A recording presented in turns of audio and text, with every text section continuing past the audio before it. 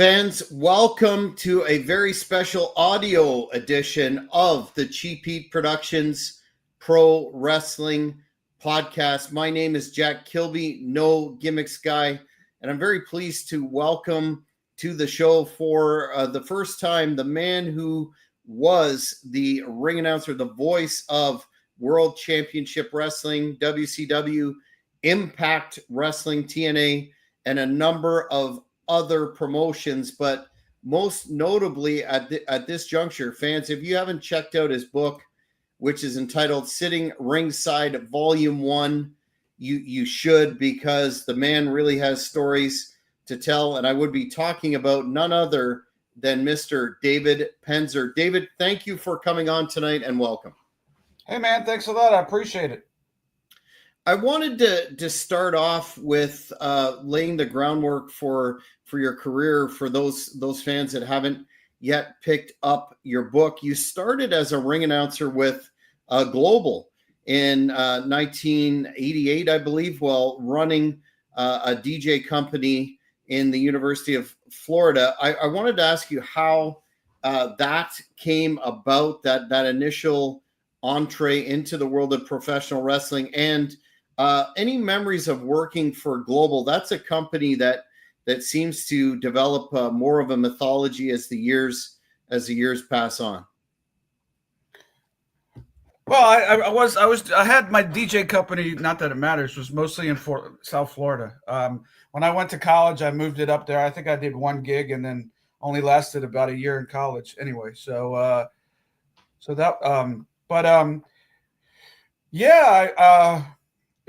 whole story's in the book. It's interesting, but grew up a huge wrestling fan. Championship Wrestling from Florida, Channel 6 on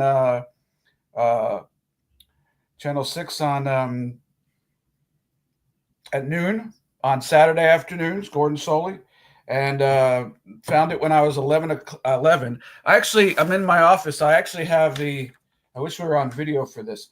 I actually have a printed out version of the advertisement for the first show I ever went to at the Fort Lauderdale National Guard Armory, Friday, May 13th. It was double main events: Ernie Ladd versus Ox Baker, Siegfried Stanke and Hans Schroeder versus Mike Graham and Kevin Sullivan, Dutch Mantell versus Steve Kern, Angelo Poffo versus Cowboy Bob Ellis, Judy Mincefield versus Jan Sheridan, Great Mephisto versus Phil Mercado. Which was we usually got 4 matches in Fort Lauderdale, so we had a big 6-match deal that night. I didn't know any better, but looking back, but it's funny, Kevin Sullivan wrote the foreword to my book, and he was at the first match I've ever been on. I ever went to go see. How crazy is that? Life's nuts, but So I decided somehow, some way I was going to try to get in, even though it was pretty impossible. And they started this company, Global Wrestling Alliance, and it was run by a guy named Dr. Red Roberts. He was a shoot psychologist, but he did a gimmick where he acted like a heel psychologist. And as a wrestler, he was running the TVs and the company, and very smart guy. And my dad had a counseling center. He was a psychologist. He had like 30 counselors that worked for him. And one of them happened to know Dr. Red Roberts. Mike Brandon's his real name. And, my dad said, hey, my son loves wrestling. He could talk on a microphone, but if, he'll do anything. And they kind of hooked us up. And, I just started stooging around the office. They had a wrestling school. Larry Malenko was running the wrestling school. Interestingly, some of the students at the time were Norman Smiley, Dave Heath. Mm-hmm. Dave Heath was just just breaking in. And and they both have, Norman trains at the or is a teacher at the Performance Center, WWE, and Dave Heath has a school down in South Florida. So kind of interesting that they're giving back to where they started. But I kind of just, like I said, I go deep inside about it in the book, but I just figured, I was like, hey, I'm here. I'm not going to say anything. And that's what I said to Dr. Ed Roberts. I'm not going to, I'm going to keep my mouth shut. But if you need anything, if you need a pizza, if you need coffee, if you need the garbage taken out, I just want to hang around and see maybe if I can become some value to you. And, he kind of rolled his eyes and said, all right, just, stay out of the way. And eventually Larry Malenko took me in his office. This was probably a few weeks in. And he's like, who are you? And what are you doing here? And I told him, and he was so nice. And he kind of, I don't want to say took me under his wing, but I think he gave me the credibility to keep coming back because he liked me, and he would teach me things about ring announcing, like even psychology type stuff, and who you remember who you're announcing to, and what the storyline is. And it was 50 years ago, 40 years ago, so it was so I don't remember it exactly, but very helpful, and then I became really good friends with the booker, a guy named Bob Roop, who was pretty big regional star, especially in the state of Florida and other territories. And he was the booker, so we got to be friendly. And when the company went out of business, I had promoted some shows in coordination with the local psychology organization in Fort Lauderdale, and there were some of the biggest grossing shows that the company had done because everybody paid in advance. It was like a fundraiser. So they gave $50 or $100 for 2 tickets.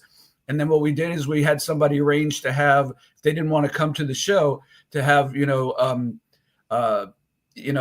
inner city youth that were doing good in school to come see the show for free. So it did like a $10,000 gate, which is like huge because, a lot of rich therapists and psychologists and psychiatrists donated money based on the fact that, it was Dr. Mike Brandon, Dr. Ed Roberts, and my dad. And I used to be like I used to go hang up posters for their house shows with an old guy named Alex Marvez. He went on to do little things, but me and Alex Marvez were the street team. But anyway, so it went out of business. Me and Bob Roop bought the ring, started doing I never did get to ring announce on TV, but for Global, but I did ring announce their house shows. Bought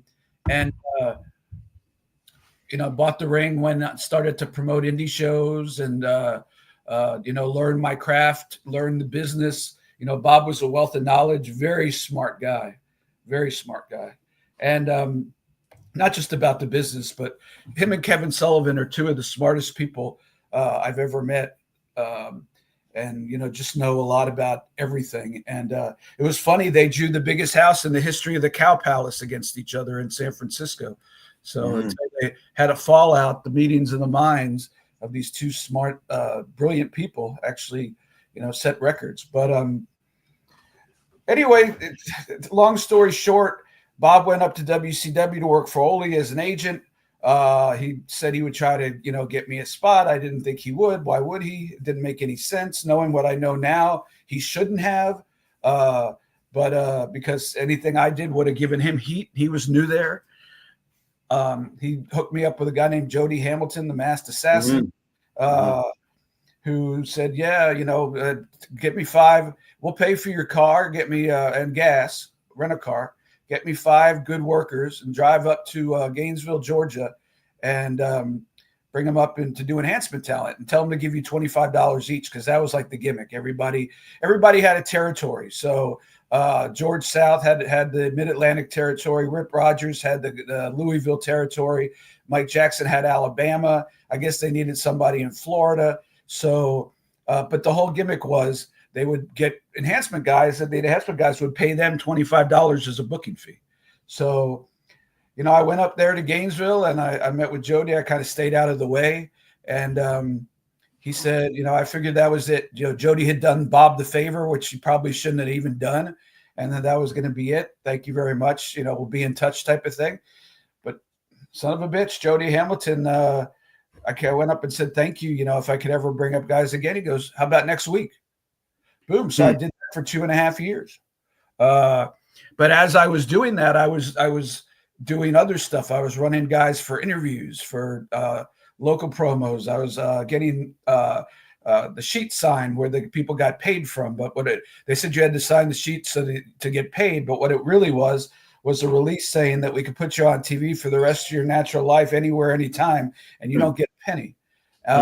Everybody just smiled and signed it. And then when the WWE network started out and everybody wanted their royalties, I had to remind some people that remember that sheet you signed to get paid? Yeah, did you ever read like the 14 paragraphs that were you would need a magnifying glass to see? Yeah, you gave that all up. And so I, just ingrain myself. The more you can ingrain yourself to people, the more value you provide, sort of like with Global. And, they needed a backup ring announcer, and they gave me a shot against another guy, and I kind of won by default since I was coming up already. And I mean, the rest is history. And when you say history, hell, there's a book about it. And the book that's gotten no less than 5-star reviews on Amazon. I've never seen anything like it. I expected some people would give it like 4.5. Everyone is a 5-star review. So you could go to Amazon, Sitting Ringside, or you could go to davidpenzerbook.com. There's actually a volume 2, but let's focus on volume 1 for now, because that's the WCW stuff for the most part. And then it was written with me and Guy Evans, who wrote the original Nitro book and just put out a follow-up Nitro book. There you go, Sitting Ringside by David Penzer with Guy Evans. It was really by Guy Evans with David Penzer, but I guess that's the right way. But Jericho read it, loved it. Charles Robinson loved it. A lot of the guys have really, it was funny because the people I was running with in WCW, they got to see it from my vantage point and then compare it to what their vantage point was on certain things that were happening. So it was interesting to them. But I just got lucky, man. I once had Jody on my podcast. I had a podcast called Sitting Ringside for 3.5 years before, Conrad came in and made it into a huge network. And I'm not saying that in a negative way. Conrad's done incredible stuff, but I was just little old David Penzer out there fighting for my stuff, trying to get advertising and stuff. And we did, and interviewed a lot of legends and Terry Funk and Scott Hall, Lex Luger, and so many of my friends. And so what was I talking about? My podcast. You were doing that before it became, I guess, more franchise, so to speak. Yeah, I think I had a point, but I lost it. But anyway, but yeah, so I just had Jody I know where I was going. I had Jody Hamilton, the Masked Assassin, on my podcast, and I said, I got to ask you a question, Jody. I said, you saw something in me that wasn't there. I mean, for every metric in 1992 or 1991 of who should be allowed in the back of in the dressing rooms with the Horsemen and Dusty Rhodes and the Rock and Roll Express. I mean, this is not a indie promotion, Even indie promotions, you didn't go backstage. But by every metric, I shouldn't have been there. And I said, what did you see in me that wasn't there? And he said, determination and hard work. And I said, well, thank God you did, because you helped me live my dream. And 30 years later, on and off, TNA, Impact Wrestling, the podcast, the books. And it was the honor of my lifetime, quite frankly, to do it. And I'd be humbled if anybody, wants to jump on and read my story. People say it's entertaining, so I'm not going to argue with them. No, it's absolutely entertaining. We'll recount how the fans can get the book before we're done. I got a number of fan questions actually for you. One of them I'll just throw up on the screen here from Mike D. Hi, Dave. What wrestler's passing affected you the most? It's actually tough to narrow one down. I will tell you that Teddy Petty was really hard. Him and then Johnny Grunge after him was really hard. I talk about it in volume 2 of my second book, but I have no doubt in my mind that if Johnny Grunge was still alive, that so would Chris and Nancy and Daniel Benoit be alive. And I go into detail about why that is. And then Kurt Hennig, because it was on our watch. Me and Jimmy were promoting the show and at the fairgrounds here in Tampa, and he just never woke. He came in the night before, never woke up, man. One of the greatest guys in the business. It's hard. There's a lot of them that hit me hard. Dusty Rhodes, who was my hero growing up. Roddy Piper, who I spent, months on a tour bus being his tour manager for his book tour. Don West was another one. I'm sorry. I don't remember who asked the question, but I'm sorry that I can't narrow it down. Mike, thanks for the question, but it never gets easy. I didn't know Sabu very well, but all the people that did that were so heartbroken, and I was sad. Don't get me wrong. I just didn't have a lot of interaction with him. If I saw him last month at a fan fest, I'd shake his hand and probably say, "Hey, how's it going? How's it going?" Walk our separate ways. So we were far from friends, but I respected the hell out of him. And I had gotten him some bookings when I had my In Your Face booking company, which was booking indie talent after WCW went out of business. So I'm sure he appreciated the bookings. So, but you see people like Taz struggling to keep it together, and Taz is as tough as you come, and and you just don't know who's going to be affected by who, by what. Don West was really tough for me. Kurt Hennig, like I said, both of I want to say South Philly Posse. That was their gimmick in XWF, the Public Enemy. Public Enemy, yeah. It just, like I said, it never gets easier. It's very sad. Thank God it's not as Terry Funk wasn't as bad because we knew it was coming.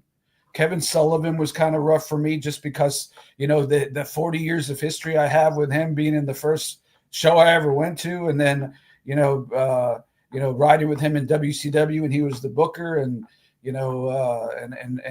having him on my podcast several times and then him riding the Ford. And we would talk about baseball and politics and, we always talked about once every couple of months at a minimum. So that one was tough as well. You make a lot of friends. In this business, you really don't get a chance to catch up with them unless they happen to be booked in the same place you are. People, when they're with their families, they want to be, with their families. They don't want to be texting, guys that they were on the road with for 10 years.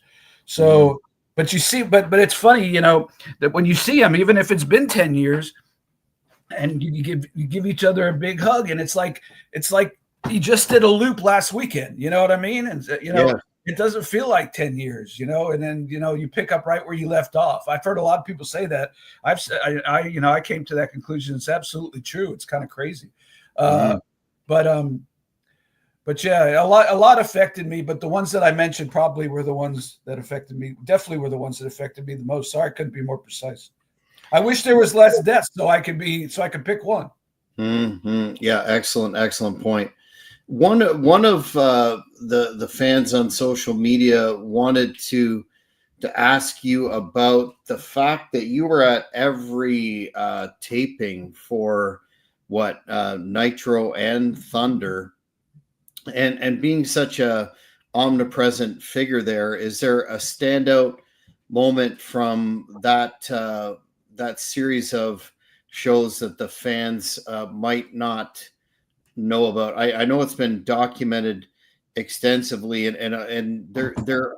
I guess I could throw this question in after you answer that.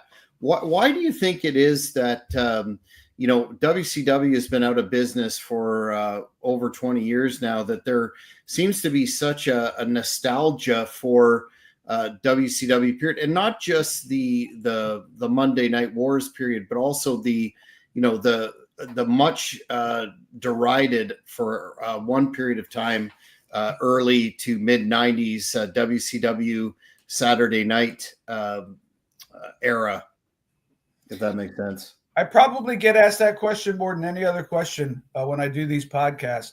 And I just think there was no closure. I mean, it happened. Boom! I found out about it 3 days before it happened. Somebody told me to turn on my computer back at the time. And look at the WCW splash page. Actually, somebody found it and put it on Twitter once before. But the splash page was WCW logo at the top left, and then purchases, and he in the middle in huge white letters with a black background, and then or WWF. Sorry, on the top right, purchases WCW. That's how I found out the company got sold. And then they called us, and said, this is the last Nitro. So there was no closure for anybody. There was no closure for the people who worked there. There was no closure for the fans. The last show, instead of like being highlighting, the great things that had happened with WCW, nobody had time to do that. WWE purchased the company. They came in and pretty much wrote the whole show themselves. Vince, used the opportunity to tell a couple guys they'd never be back who had pissed him off on live television, and then they worked their angle with Shane, and even some of the most beloved. I'm going to date myself. I always say this show just because I love to date myself. Like take a show like MASH. Most people don't remember. I do for sure. It had one of the best finales that I've ever seen on a television show. Cheers was another one. Friends. Seinfeld had one that sucked, but at least there was closure. But so people, even though they love these things, but they get closure from them. There's no closure in WCW. So it's an ongoing, essay about, where things went wrong, how they went wrong, why they went wrong so quick, which really wasn't. There's Nitro books. There's, there's all, Nitro, the WCW books. There's WCW mini docuseries. It's crazy. It's you're right. It's still people feel that connection because they never got closure. And maybe now that Paul is in charge, maybe he'll do a WCW reunion. But as each day goes by, we lose people and people can't wrestle anymore. And so I don't know how you can facilitate that at this point, but it's getting pretty late in the game to do that. But there's still enough people that you could probably put on a feel-good show. But I've heard people think it's a good idea, but I've not heard anybody say that that's anything that they're entertaining to do. So I certainly don't expect that. But that's really the only way you can get closure. If without it, it's just going to keep being something people talk about until the next generation, doesn't talk about WCW anymore. They talk about TNA. It was so funny when I worked for TNA during COVID. The guys, most of the talent didn't know me from WCW. They knew me as the TNA ring announcer. No. I told, Mike Tenay, when he came back for the Hall of Fame a couple of years ago, I told him, they're not going to look at you and remember you from Nitro. You were the voice of TNA, because Nitro, they were 3 years old, but they were 10 years old when TNA was going on, and they never missed a show. And it's funny how that works. So eventually the WCW will go away because, the circle of life, and then TNA will be the next one, and, AEW, and, hey, I hope there's a lot of wrestling shows. I know there's a lot of controversy on social media about pitting one show against the other and who is doing the better booking and who has a good house. You know what? I don't know one wrestler who thinks about that. The only people that all the wrestlers that I know, and I know a hell of a lot of wrestlers, think that the more places to earn a living is what's best for everybody. And they hope everything succeeds. Now, do they want to be a little bit better? Do they want to draw a little bit of bigger house? Sure. There's a lot of pride at stake. But when it comes to, AEW should be off the air, WWE's jumped the shark, or TNA can't draw a dime, there's nobody that's thinking like that. It's only the fans. And it's silly, quite frankly. And look, say what you want. Social media is, you can say whatever you want, and nobody, as long as you don't insult anybody, I guess, or, I don't even know what the rules are, but, I would encourage people like that not to go off on a tangent, which I always do, and I apologize, but, hey, root for everybody. You don't have to like them. I say this all the time. I have no use, for me personally, for Game Changer Wrestling. It's not my cup of tea. I know Brett Lauderdale. I met Brett Lauderdale. Brett Lauderdale actually told me when I met him that he used to do the David Penzer voice all the time. And I was like, what's the David Penzer voice? He's like, I would do you introducing the WCW wrestlers. And I'm like, no, you didn't. And he's like, yeah, I did. He's like, who does that? Like several other people on Twitter over the years have put that, which is mind blowing to me. But I mean, if I'd have thought that there were people out there doing my voice, like in their spare time, I'd have probably like had a huge ego. But thank God I didn't know. Yeah. But I respect the hell out of Brett Lauderdale. He's a businessman. He's doing great. I wish him nothing but the best. His product isn't for me. That's cool. Yes. Tribalism. I don't watch it, but I don't watch it, but I don't trash it. And I don't like some of the hardcore stuff that they do, but you know what? That's their stuff. So, I always, if I ever see Brett or talk to Brett, hey, God bless you, man. He's doing good. He built something from nothing and he's doing great. It's just not for me. There's nothing wrong with that. Mm-hmm. Yeah. Tribalism seems to be, amongst the very deep internet wrestling community that seems to be more of a thing with them than it does, the casual fan. That the next question I want to ask you about refers to all the time, and you'll have to forgive me, I'm not really sure about the fans question here in terms of the origin, but I know you worked with Vince Russo in WCW, and a fan by the name of Josh is asking, is there heat between you and Vince Russo? I can't speak for Vince. I do a whole chapter in the book about Vince Russo in volume 1. I have nothing personal against Vince Russo. I hope he has a wonderful life. I hope his kids go on to be whatever they want to be.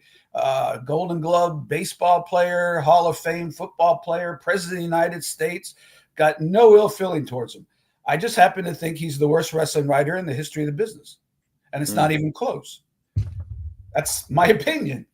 I know he doesn't agree with that. I offered to go on his show and have a discussion about it, and he didn't want to do that, and that's fine. It's his show.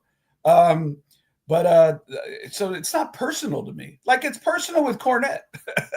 Cornette actually one time in TNA pulled out the last will and testament that said if he lives longer than Vince Russo, that when Vince Russo dies, if he's still alive, no matter what condition he's in, if he's in a wheelchair, if they have to put him on a stretcher or gurney, medevac him in, that his estate is bound by law to do that. And so he could piss on his grave. Wow. I mean, I saw the document. Wow. He's proud of it. Yeah. I don't want to piss on anybody's grave. I'm just glad he's not in the wrestling business anymore because he ruined it for a time. That's my opinion, But hey, we never did get to the only night. Yes, I was the only person to ever be on every night show in Thunder. Never missed one. And if you read the book, I'm very honest about the fact that my whole life, pretty much since I was 18 years old, I battled anxiety and depression and panic attacks. And I go into that, and so there was some times that I had to get on an airplane feeling like feeling really bad, in my head, but I was living my dream. I didn't want to be replaced. The best way not to get replaced is don't miss the show. So actually, the first TV taping of any kind that I missed in my entire time in the business was back during COVID when there was a show down in Fort Lauderdale, and I just could not get down there. I got COVID. I was in the hospital for 3 days. I just couldn't make it down there. But that was 2021. That was, I started in 1993. So that was the first time in 35, 40 years that I missed any kind of TV taping I was ever booked on. Well, that's an impressive feat, to say the least. One of, the more controversial, I don't want to say runs, but there's a lot of discussion about a guy that you really helped to put on the map in '97, and that's Chris Jericho, when he famously attacked you during his losing streak. and really was a highlight of the program at that time.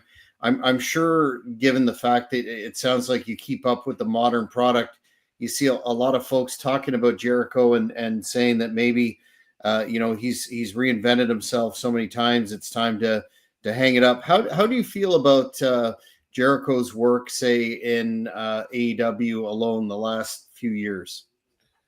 Well, before we get to that, let's be clear. I love Chris. I still talk to Chris to this day. He lives about a mile or two from my house. Go see him every once in a while. I actually sold his old house because I'm a realtor. So yes. Sold his old house for him a few years back. And but I certainly didn't help him get over. He didn't need any help getting over. He might have needed somebody like me to make it, to use as a prop. But he got over all by himself. And so I don't want to take an ounce of credit for anything that happened. I was just lucky enough to be there for the ride. It got me a little attention, on TV camera. That was kind of cool. But now, look, Chris is he's still reinventing himself. The guy's reinvented himself more successfully than I think any other professional wrestler in the history of the business. You could debate who's the best worker, who's the best talker, who's the best at this, who's the best at that. There's no doubting that Chris Jericho is the best at reinventing himself over a time period of 30 years, however long it's been. Every character is different. Every character is, it's always the little things. It's always the little things. When we did our deal, he'd rip off, he'd lose a match and he'd throw me out of my chair, and he'd take the chair and he'd hit it against the ring post, and then he'd rip my tux off, and then, had a temper tantrum. And then the next week, he'd come out trying to act all babyface, give me a new tux jacket, but he would always bring me a new chair. And I'm thinking to myself, we're in an arena with like 3,000 seats, 3,000 chairs. You don't have to bring me. Now, I can't get obviously I can't get another tux, but I could get a jacket, but I could get a seat. Doug Dillinger, hey, will you find me a seat? So just the fact that he would bring a chair out, it was the small things like that. And it was the same thing with You're on the List. It was that click of the pen that got the pop. It wasn't so much obviously You're on the List got the pop, but he got the fans to where the click of the pen was getting the pop. They knew what was coming. And there's a lot of people that have done amazing things in this business and continue to do so. But I don't know that anybody does the small things and the character redevelopment like Chris does. I don't know what he's going to do next. I think he deserves to be able to wrestle as long as he wants to wrestle and do whatever he wants to do in the business. He's earned that. It's not for me or, the fans can put it this way. If the fans don't think he should be there, then they could, let it be known as long as they pay for a ticket. They could yell whatever they want to yell. And, as long as it's not, as long as it's not something that's, I don't know what's offensive at this point anymore. But as far as their happiness about seeing him in the ring still, they could chant, and I know they do. I know they did. Most of the stuff he's done since he came to AEW, and even before that, I know since he's come to AEW because we've talked about it several times. He was on my podcast. I was on Talk is Jericho twice, and it's to get the young guys over. Yes. Whether it be Big Bill or whether it be MJF or whether it be, fill in the blank, Orange Cassidy. And, he feels like his job is to get the young guys over. And for somebody who's going to be a first ballot Hall of Famer, if him and WWE ever decide to make that happen, he's done as many jobs in the last 3 or 4 years as probably anybody in the industry and at his level. So, I respect the fact that if he's going to keep doing it, he's not going to, he has to go over every once in a while. You can't get jobbed out every night or else, nobody cares anymore. But at the end of the day, he might win one match and then lose the rematch, but he always leaves the guy he's working with better off than before they were working together. And that's the important thing in this business. It's huge. Mm-hmm. Speaking of AEW, do you how do you feel about the progression of them as a company or not? When they started, there was a lot of fanfare that finally there's a since WCW folded, here's a likely competitor to WWE with the financing to make it happen. They were signing a lot of big name talent. Of course, Chris carried the ball for a long time as their champion. How do you feel about the criticism that seems again to be rampant, that they've kind of, I don't want to say the phrase that you did, but jumped the shark, and they're never going to reach the potential that they were promised with initially entering the marketplace, having a good TV setup and funding? Well, I've said for years, going back to the Crockett days, in my opinion, a booker should have to take 2 to 3 months off every year. Should have to take a quarter off. It gets, I did a little bit of storytelling as far as writing a little bit of stuff for WCW at the end. I was on the writing team for the XWF. I mean, I've done like a minuscule amount compared to probably the next any booker that you could think of that has a name. But even it gets hard. It's hard. You got to come up with new ideas every week, 24/7 to get butts and seats. And now it's more to get butts and seats and people watching TV. And it's tough. I've always been, whether it's Dusty Rhodes, who was a brilliant booker, or whether it was Vince McMahon, or whether it was Pat Patterson or Tony Khan. I'm not saying anything I wouldn't say to any of those guys' faces. You can't book a wrestling company. You can, but some things get away from you at some point. You got to take a break. And I honestly think that the first few years, I don't see a huge problem with what they're doing now, quite frankly. I don't get to see a lot of it. I DVR it and I fast forward through it. But if I watched all the wrestling that I DVR every week, I would never have time. I wouldn't have time to be a realtor, let alone do anything else. So I fast forward through stuff from all the companies. And but yeah, I don't think it's as miserable, anywhere close to as miserable as people say it is. But I think that, if I'm being honest, Tony would probably, and he'd never do it, and Dusty never did it, and Vince never did it, because these people think that they can keep going and keep coming up with ideas. But I think in hindsight, if Tony made himself take 3 months off, handed the book to somebody else and said, all right, do what you want to do for 3 months, and I'm going to go home, and I'm just going to watch the shows on TV, and I want to, have a clean mind to come back and have a vision.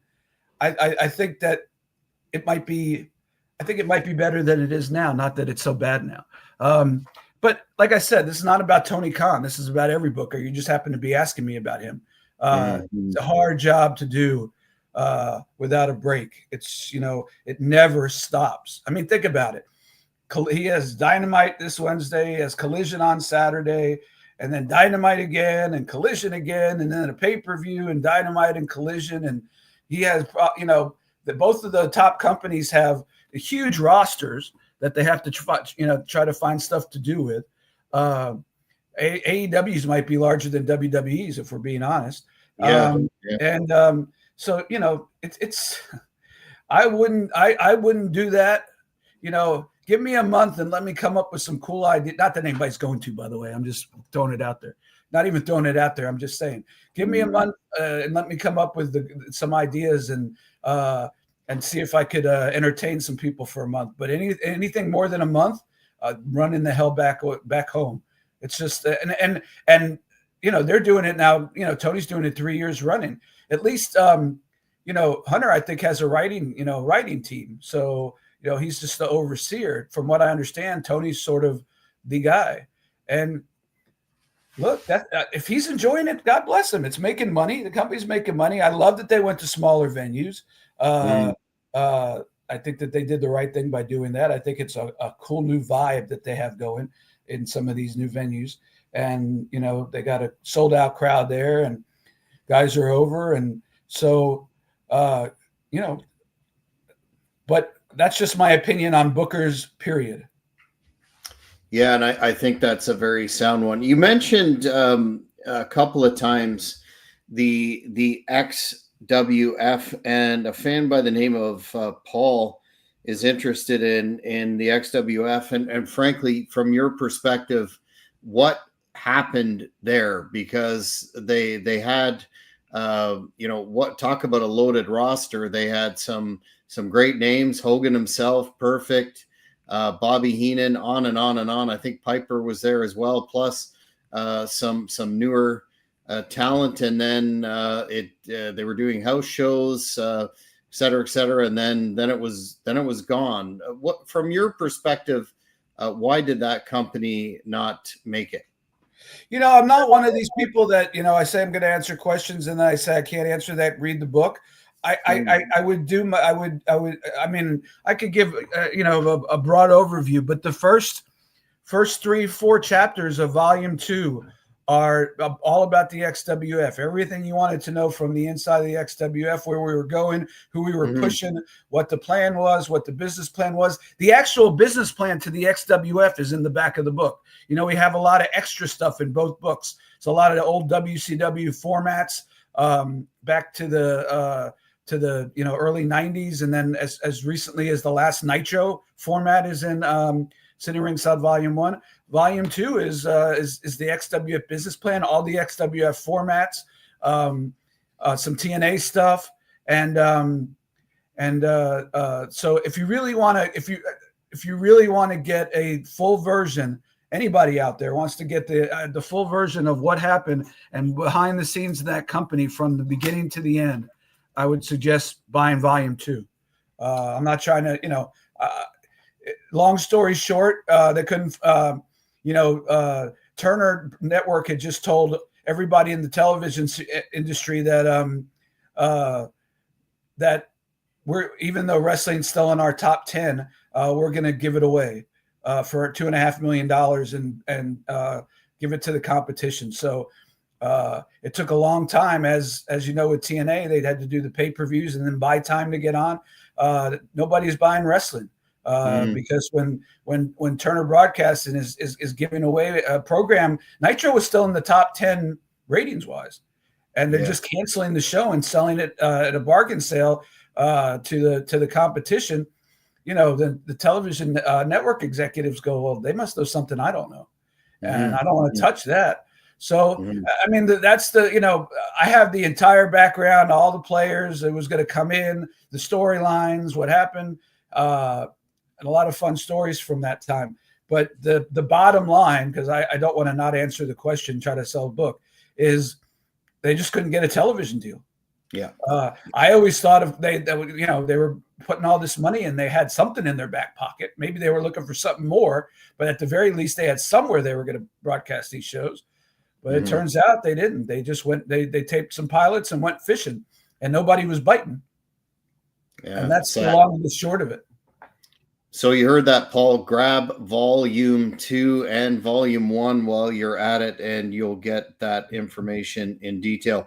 Speaking of TNA, again... Hey, Paul, if Paul buys Volume 2, I would love him to send me on Twitter, PM me, Facebook, whatever, a review of what he of the amount of for XWF fans that don't know the whole story. I'd love to get a testimonial or your honest opinion, Paul, of what you think the book brings out, because it's by far, we call it the lost promotion. It's by far the most in detail, in-depth explanation of the entire thing, and like I said, including the television formats for all the shows. There you go. I haven't read Volume 2 yet, but I definitely will do that, because I also have an interest in the XWF. Seems like a real missed opportunity. Now, a lot of fans, as you touched on earlier, know you from TNA, Impact Wrestling, and a particularly golden period in their development as a company.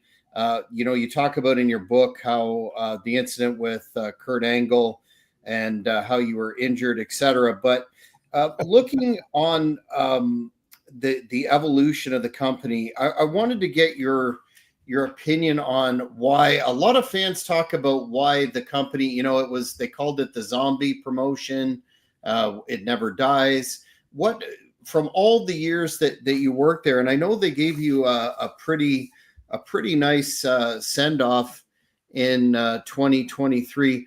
What is your take on how did your experience change throughout the years working there, and what is your thoughts on the longevity of the company? Because it seems like a lot of folks were thinking that after D'Amore was let go, that it would most definitely be done. But now they seem to have a relationship, and a strong one, with WWE. They seem to just keep on going and producing. I've always been a fan of TNA from the Asylum years onward.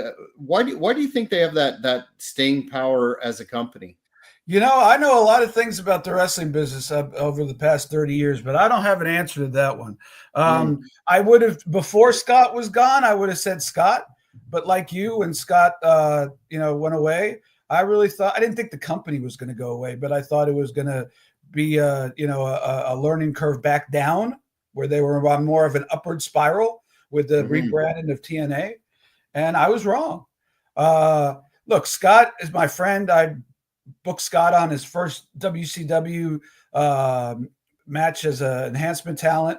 He ended up taking the gig away from me, booking guys from all over the country for Jody when I became the ring announcer. But and he's gone on to do 4 more important things than I have. But he'll always be my friend. And I got to mention, you mentioned it, I got to say, I'll be forever grateful. He gave me the most incredible send-off that somebody like I could have. Look, I'm not going into a Hall of Fame, and that's cool. No regrets.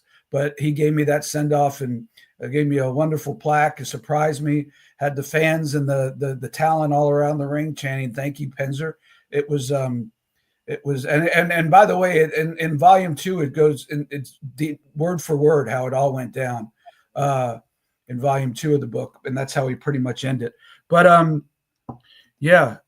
but I thought that it was going to be toast. I really thought that was the end, and they've gone on to do really incredible things. So I don't know the answer to the question. It just never, never the damn thing never would tap out. I mean, I remember having Ed Nordholm on my podcast, and he had when they had taken it over, and they had moved the tapings up to Canada because it was too expensive to do down here, and they were a Canadian company, obviously Anthem, and he said there were times it got very close to they had to shut the company down. They just didn't have money, and to be doing now what they're doing, no Gail Kim, no Scott D'Amore. Tommy Dreamer's great, and he's still there. One of the smartest guys in the wrestling business for sure. And Delirious, Hunter Thompson, they're doing great stuff, and they're packing arenas, and I'm just so excited for them, man. I'm so excited for the talent. I'm so excited for the production people. I mean, it's a close new family group. It's a small amount of really good productive people that make that thing tick. There's not a lot of bad, there's, everybody that does production is working 60 hours a week, almost every week, to get those shows turned around. The talent's working their butt off, doing these insane spots.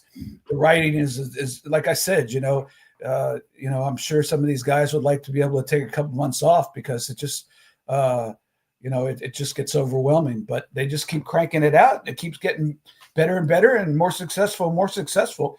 I don't know how it's been able to survive the downtimes, but I do know that I'm very excited that they're experiencing an upheaval, in a positive direction. It was a crazy ride. As far as my experience there, when I first came to TNA, it was super cool because it was the first. I had a very successful company doing airbrush tattoos on cruise ships and theme parks and stuff. I didn't need the money, but it was still good money. But and I talk about this in volume 2 as well. But I had no emotional investment. I like to see the guys. I like to be around the business. I like to ring announce in front of the fans. I like the money. But if it would have gone out of business the second week after I got there, I wasn't emotionally invested like I was in XWF and WCW. Mm-hmm. And I'm not saying that in a negative way. I just wasn't emotionally invested. I had my company, and as long as I could stay around TNA and stay around the boys and the guys and have some fun and do my thing and make a little extra money, that was great.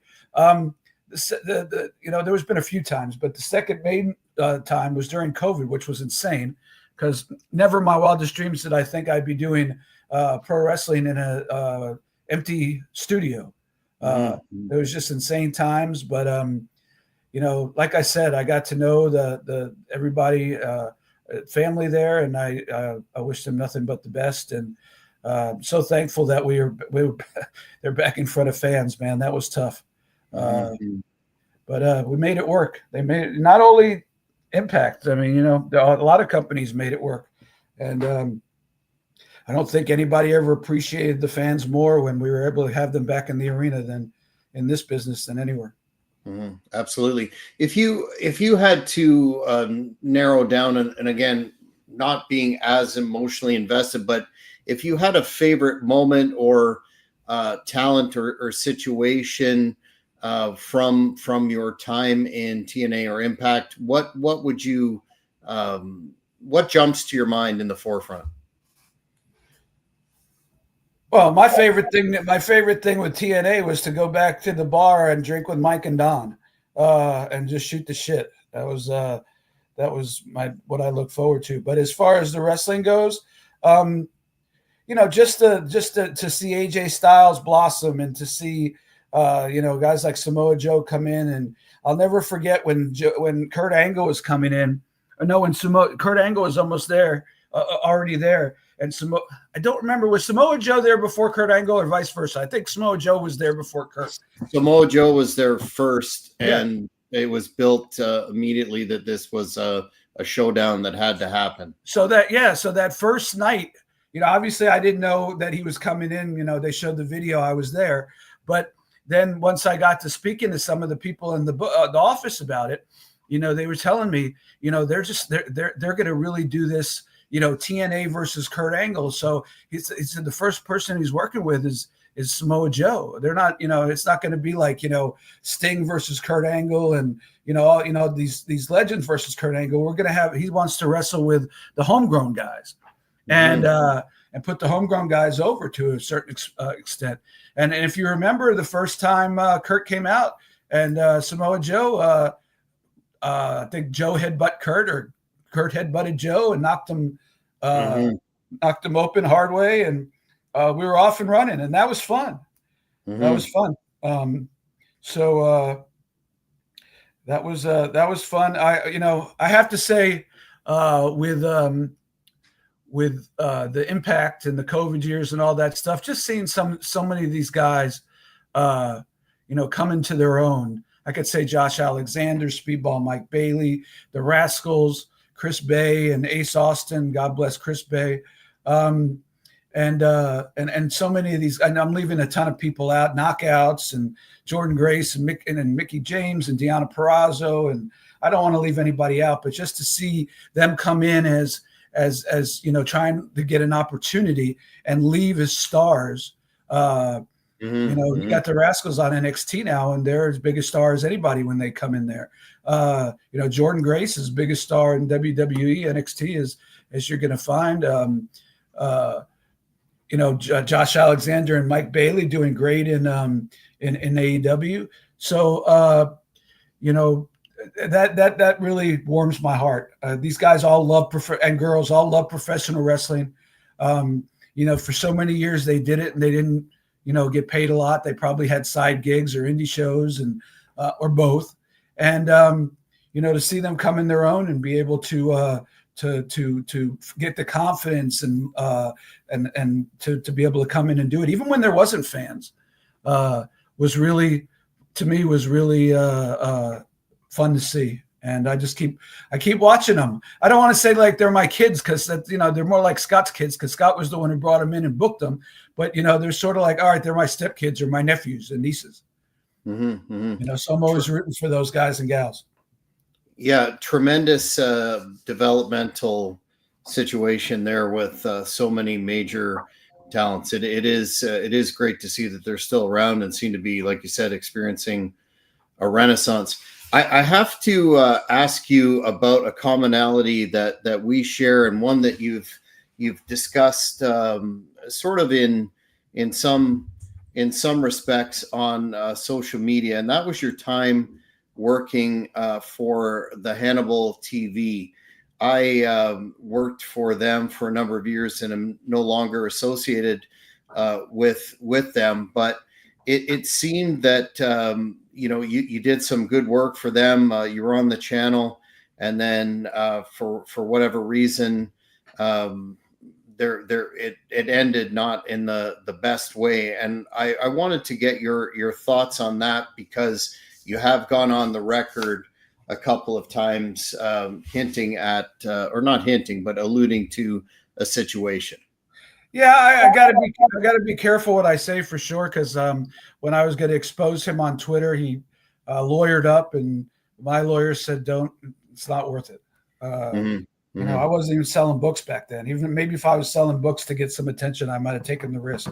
But like I don't think my lawyer would want me to say stuff like that Hannibal's the only professional wrestler that makes Billy Jack Haynes look sane. So I won't say that. No. Horrible drunk. I didn't see that part of him for a long, long time. He makes it like we were like business partners. He hired me 2 or 3 times. Once he paid me to do a shoot interview. He flew down to Florida and we did it. Then he called and he said, "Hey, we want to, we're going to be at WrestleCon and we'd love for you to get interviews. At the, he knew that I knew the guys. He knew the guys would go on camera for me without charging anything, whether it was for 2 minutes or 10 minutes while they were at their tables, and catch up with them. And, he paid me well, and I delivered. I worked with his former father-in-law, who was either was or still is a bigwig in the Canadian government. Wonderful man. And he was my photographer. He was my video guy. So, he was thrilled with everything we were doing. They brought me up to New York, to Orlando to do one WrestleMania, then up to New York to do another WrestleMania. And I did what I was paid to do. And all of a sudden he started working an angle with Billy Jack Haynes, who was scheduled to do a fan fest. I was in charge. I was a partner in booking here in Florida in Championship Wrestling from Florida. Billy Jack comes home to Tampa.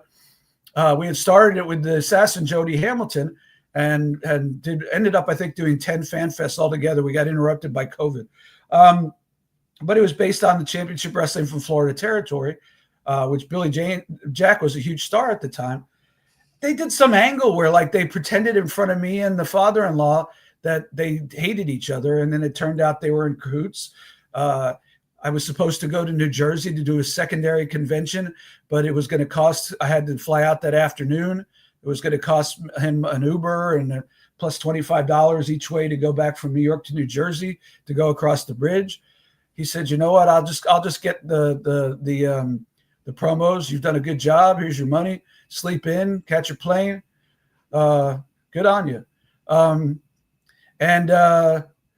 Next thing I know, he's putting up a video of him and Billy Jack Haynes laughing about how he fired me because I was horrible and I did horrible. If I was horrible, don't pay me.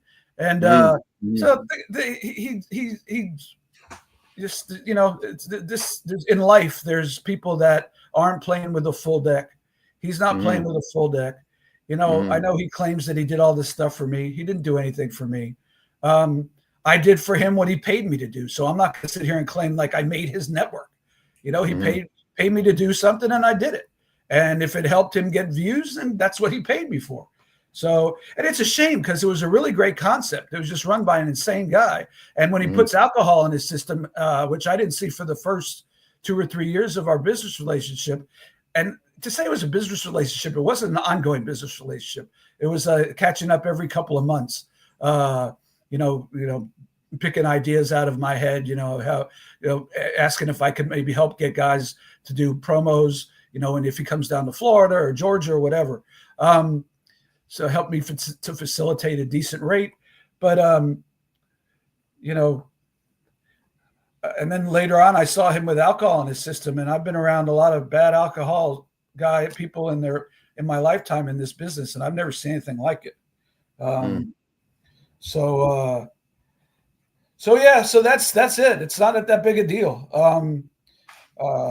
I see he has been posting new content, so I guess he got out of jail. So good on that. I got no use for him, and if he wants to keep talking about me, that's cool.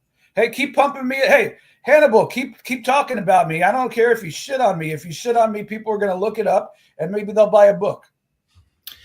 Yeah, they say the greatest compliment or the greatest put over is somebody referring to you. But yeah, that's a topic and a guy best left in the archive for both of us. David, before let me just say one more thing. I would do business with anybody. Like I said, I volunteered to do a civil interview on Russo's show to talk about our differences. He didn't want to do it. That's cool. I would work anything into, even if it was based on real heat or whatever. He doesn't have enough money to pay me to do something with him right now. And I'm not saying he wants to, but he loves, him. He loves that shoot work stuff. I mean, that's he lives his life for that stuff, thinking he's fooling people when really nobody cares. But there's not enough money to get me to do something with him because that's how erratic he is. I just wouldn't trust that anything would be presented the right way. So, Hannibal, if you have any ideas, don't call me. I won't call you. Well, that says it all, I think. But before I let you go and we talk about where to get your excellent books again, I'm going to get volume 2, and I think we'll have another discussion after that. But sure. You really, really interested me with, in volume 1, you were talking about, and I sort of can relate to this based on my shoot career as well. You compared the cutthroat nature of real estate to wrestling, saying that real estate is tougher, and you're a realtor and a broker, I assume. I'm interested to know how those skills that you honed in wrestling translate to your work as a realtor. I think this is a topic that is very plumbed, so to speak, and is fascinating. So I'm interested in your perspective on that. Well, I mean, for so many years I had to talk to people, talk to people on a microphone, talk to people, whatever, mostly on a microphone, but entertain people for the most part. Not make myself the center of attention, but make the fans feel like they were special. And we appreciated them being here, which we did for sure. And that's a skill that I use as a realtor. One of the things is, you can't piss me off.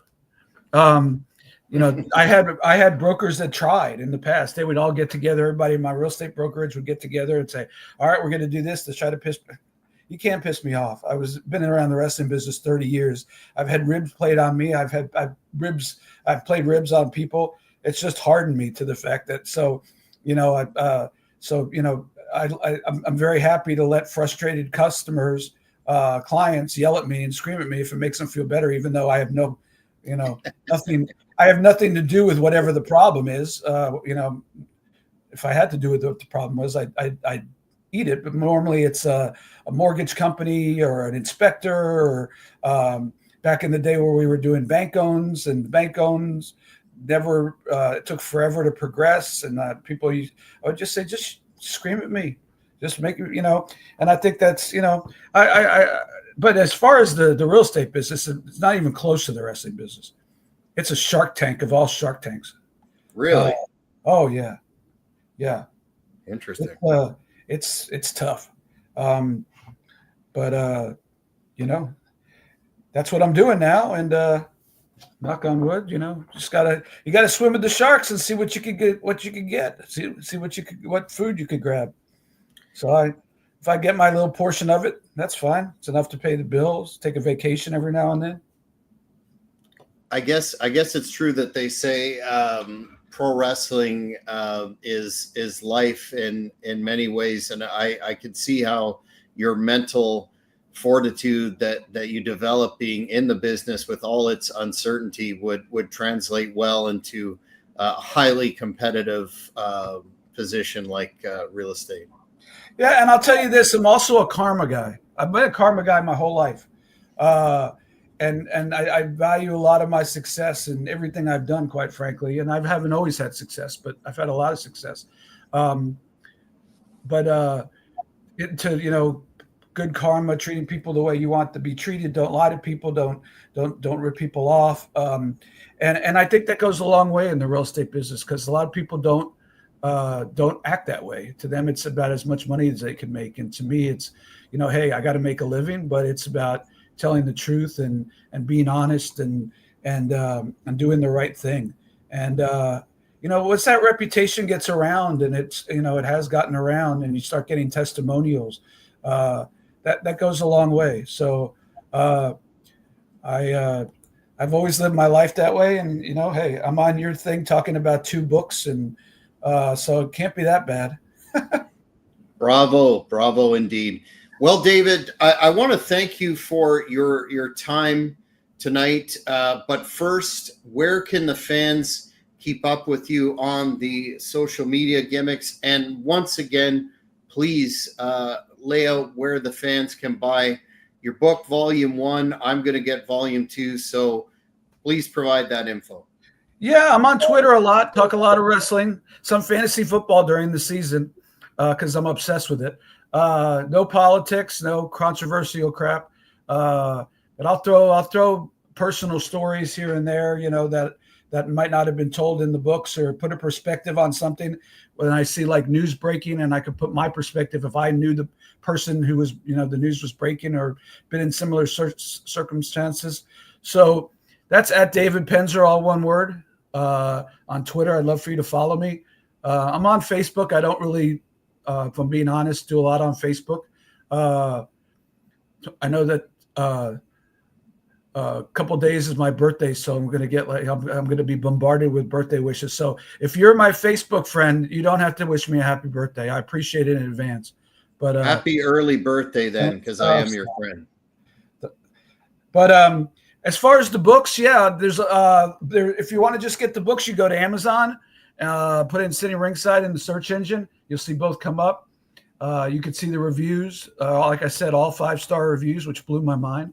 And if you want it, we have some packages that have, like I mentioned, the first Nitros in the back of and a whole bunch of formats are in the back of the first book, bunch of bonus material. But you could get a lot of that, like printed out and sent to you, or autographed, or different packages. If you want to really go all in, if you want to be able to get a printed out format of Nitro, and at WrestleCon next year, have Sting and Ric Flair sign, the last Nitro match on the format. That's a collector's item I don't think anybody ever saw coming. So, we have those bundles as well, and that's davidpenzerbook.com, or you could go to guyevansbooks.com. Shout out to Guy Evans, has a new updated Nitro book out on WCW, best in the business. I was so lucky to have him being part of my 2 books, and couldn't have done it at all without him, and didn't even want to do it. It was his idea. He had to twist my arm into writing the book. We were just going to put those formats out and do a scrapbook, and he wanted to tell my story. So, but yeah, his new book's out. So be sure to check that out. You can go to Guy Evans Books. You can find mine. You can find his. He has one with Eric Bischoff. That's fascinating. Or you could, if you just want to hone in on my stuff, you go to davidpenzerbook.com. I'll see you on Twitter at David Penzer. Thank you for your time. Sorry if I went on tangents. It's sort of what happens when a ring announcer gets older. No, sir. I greatly enjoyed it, and I know our fans will too. Like I said, I'm going to read Volume 2. We'll keep in touch. And, yeah. Please let me know what you think about the XWF stuff, and Paul too. Please reach out to me, and I want the feedback. There's a lot. I'd really love to get some of that out there, because, for a lot of people, they remember XWF, but they don't really. When you're watching 20 hours of wrestling a week, it's like hearing the story of the XWF. Unless you're a real hardcore fan, may not be like the thing you want to spend your time on. But I'd really like to get some honest feedback on that, because I think we went as far in depth as anybody will ever and has ever gone. And I think it'll educate a lot of people who kind of grew up in that time, wondering what the hell happened to this promotion that just started up with a lot of fanfare and talent and went away. Yeah, me being one of them. So we'll definitely keep in touch and hopefully have you back to discuss that. But once again, thank you, David, for being on the Cheap Heat Productions podcast. Yeah, hey, tag me on Twitter on this, and I'll retweet it out because I had a blast. Yes, Anytime. sir. Very much appreciate your time. And again, we'll keep in touch. But that's it, fans, for this edition. Make sure you subscribe to this channel, hit that notification button, and you won't miss any of this type of good content. I'm Jack Kilby. Take care, everybody. Thank you for watching this video. Please give it a like if you enjoyed it. Be sure to follow us on all social media platforms at Cheap Heat Productions. Don't forget to hit the notification button and you won't miss any of our upcoming interviews, recurring programs, or entertainment products.